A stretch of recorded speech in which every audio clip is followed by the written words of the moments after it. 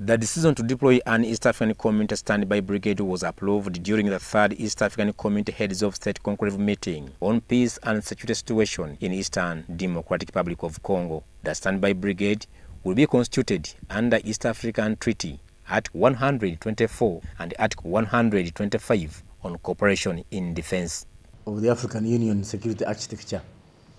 The African Union security architecture did decide, put in place a mechanism where sub-regions of the African continent would have standby brigades to deal with the situations in their sub-region, be it emergency situations, be it disaster, or indeed security challenges, like now the case of DRC.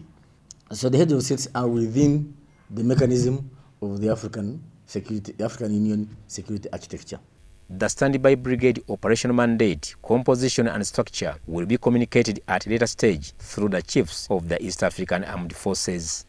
The details of the deployment and the mechanism to be followed will be indeed a decision that the chiefs of defense forces should have arrived at in their meeting. We are yet to have the details of how it is going to be done. And as soon as it is, the country will know.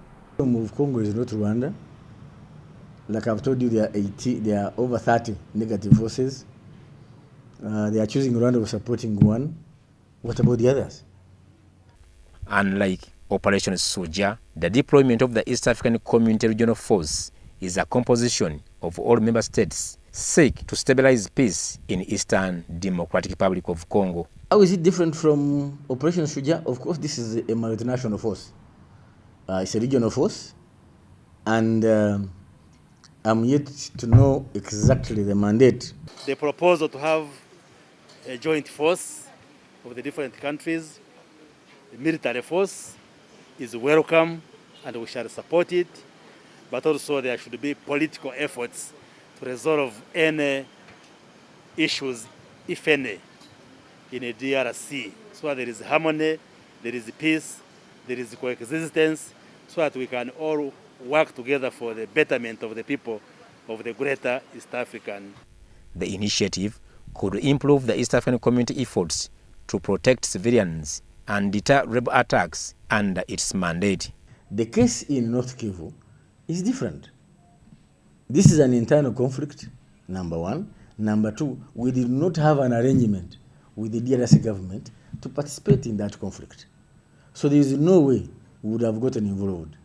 At our best, we gave them sanctuary when they ran to us, we treated their wounded, and we facilitated them to go back. I think that's a laudable act on the part of Uganda. So those who are choosing us because we didn't support this, I think it's out of ignorance. Haruna Mutesasira, UBC News.